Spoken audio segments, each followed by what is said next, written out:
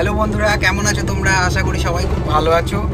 আর আমি এই অফিস থেকে এখন ফিরছি, তো ননুর জন্য কিছু ফল নেওয়ার ছিল। এখন ওকে আমরা সকালে যেটা দিচ্ছি কলা আর যে মুড়ি, এটা একটা পেয়েছি মোটামুটি ঠিকঠাকই এখানে, তো সেটাকে একদম মিক্সিতে পেস্ট করে দিয়েছি। তো সেই কলা আর মুড়িটা ওকে সকালে আমরা খাওয়াচ্ছি। তো কলা এখানে আমরা যেমন ওখানে যেমন কাঁঠালি কলাটা পাই, তো এখানে কাঁঠালি কলাটা পাওয়া যায় না, এখানে বেশিরভাগই সিঙ্গাপুরি কলা। আর একটা কলা আছে যেটাকে ইলাচি কলা বলে, অনেকটা কাঁঠালি কলার মতনই। তো ইলাচি কলাটা একটু মানে দাম বেশি এবং এটা ভালো। তো ওই ইলাচি কলাটাই নিয়ে আসছি, যেটা মোটামুটি কাঁঠালি কলার মতনই, মানে দেখতেও কাঁঠালি কলার মতো। তো ইলাচি কলা আর মুড়ির গুঁড়ো খাচ্ছে এখন সকালে। তো মোটামুটি মিষ্টি জিনিসটা ঠিকঠাক করেই খাচ্ছে, সেই জন্যই ওটাকে, কারণ সুজি বা চিড়ে সেদ্ধ দিয়ে অল্প মিষ্টি দিয়ে চেষ্টা করেছিল, কিন্তু ঠিকঠাক করে খেতে চাইছিল না। তবে কলা আর মুড়ির গুঁড়োটা ঠিকঠাক করে ও খেতে চাইছে। তো এখন জাস্ট এই বাড়ি ফিরছি, দেখি বাড়ি গিয়ে ননু কি করছে।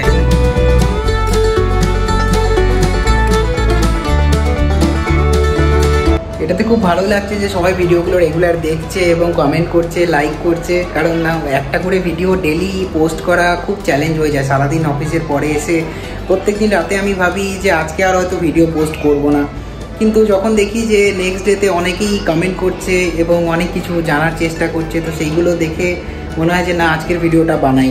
তো এইভাবে একটার পর একটা ভিডিও এখন দিয়ে যাচ্ছি।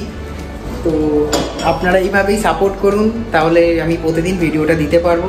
তো সাপোর্ট মানে এটাই, কমেন্ট করুন, আর যদি সম্ভব হয়, আগেও বলেছি, ভিডিওগুলোকে লাইক করুন, আর চ্যানেলটা সাবস্ক্রাইব না করে থাকলে সাবস্ক্রাইব করুন। তো এইভাবে মোটিভেট করতে থাকলে হয়তো মানে আমি ডেলি ভিডিও দিতে পারবো। এই তো এখন দেখি বাড়ি চলে এসেছি। ননু কি করছে?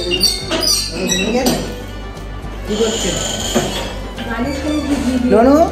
তুমি কি করছো? কি করছো বলো? বালিশ ভিজিয়েছে এখন।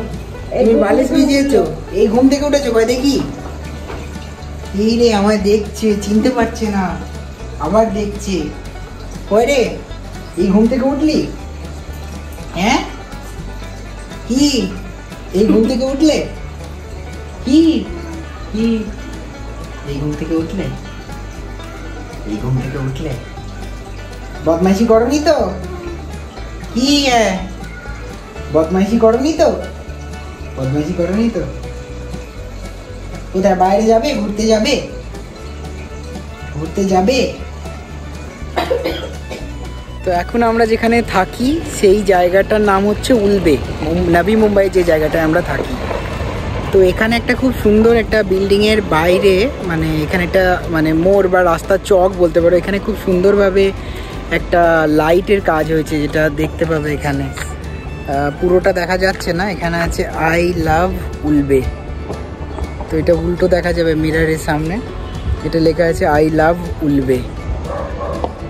তো এই যে বিল্ডিংটা দেখতে পাচ্ছ, এখানে হয়তো এরাই করেছে, এই প্রমোটাররাই, খুব সুন্দরভাবে করা আছে। জায়গাটার নাম উলবে। তো এটা নাভি মুম্বাইয়ের একটা এক্সটেনশন বলা যেতে পারে। এখানে যে বম্বে নতুন ইন্টারন্যাশনাল এয়ারপোর্টটা আসছে, তো জাস্ট হয়তো আর 2-4 বছরের মধ্যে এয়ারপোর্টটা হয়তো স্টার্ট হয়ে যাবে।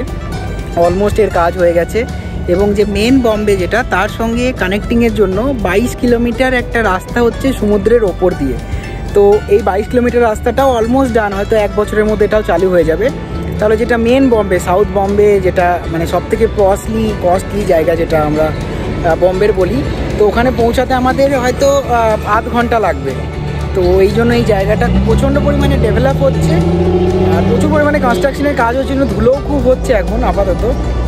তো এছাড়াও এটা প্রচণ্ড ডেভেলপিং একটা জায়গা এখন, আর কয়েক বছরের মধ্যে এটা দারুণভাবে ডেভেলপ হবে। প্রচুর প্ল্যান হচ্ছে, রোডস তৈরি হচ্ছে, খুব সুন্দরভাবে বানিয়েছে। আর ননু আর ননুর মা এখানে দুজনে দাঁড়িয়ে আছে, ওদের একটা এর সঙ্গে ভিডিও নিয়ে নেব। এই দেখো ননি, ননি আর ননির মায়ের একটা ভিডিও নিয়ে নিয়েছি। ননি এখন ওই টুপিটা পরে এখন এদিক ওদিক দেখছে, যত লাইট দেখতে পাবে তত ওর মানে চারদিকে দেখতে খুব ভালো লাগছে।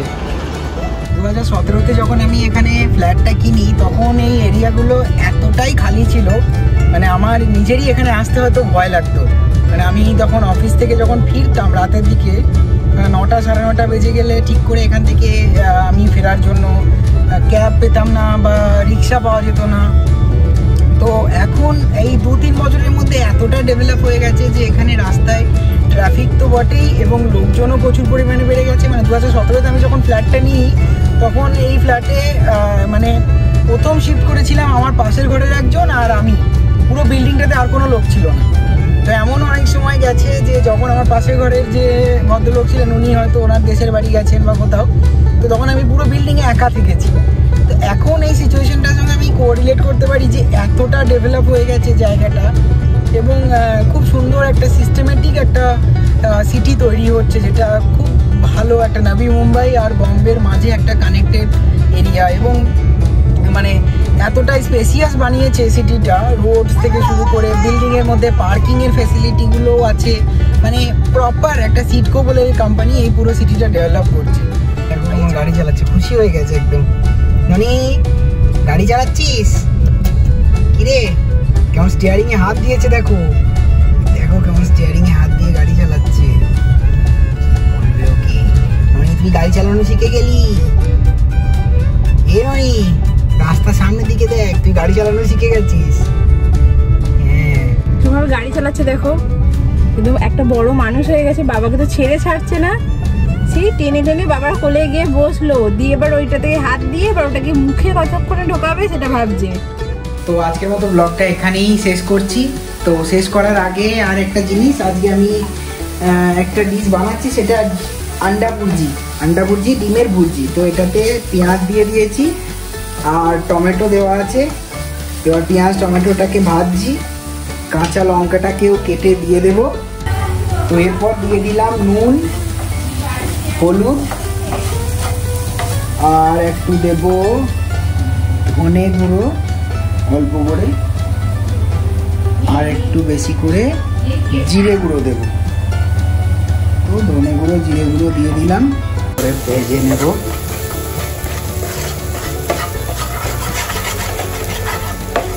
একটু তেল কমই দিই রান্নায়, তবে এটাতে একটু তেল লাগবে, তা না হলে এটা ঠিক করে ফ্রাই করা যাবে না। আর একটু তেল দিয়ে দিলাম, এটা একটু ভালো করে ফ্রাই করতে হবে।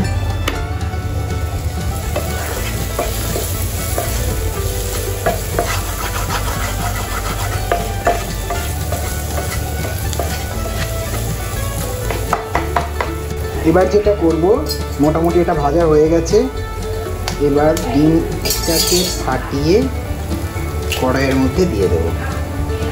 পেঁয়াজটাকে খুব একটা ভাজার দরকার নেই, একটু কাঁচা কাঁচা থাকবে পেঁয়াজটা। এবার এটা দেওয়ার পরে ব্যাস এটাকে ভালো করে নেড়ে দেবো।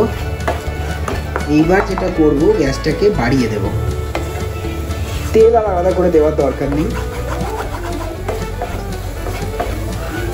এবার এটাকে হালকা করে একটু, যেন তলা থেকে কড়াইটা একটু ধরা ধরা হয়, একটু ডিমটা একটু লাল লাল ধরা ধরা হবে, পুরোটা ভাজা হয়ে যাবে ভালো করে।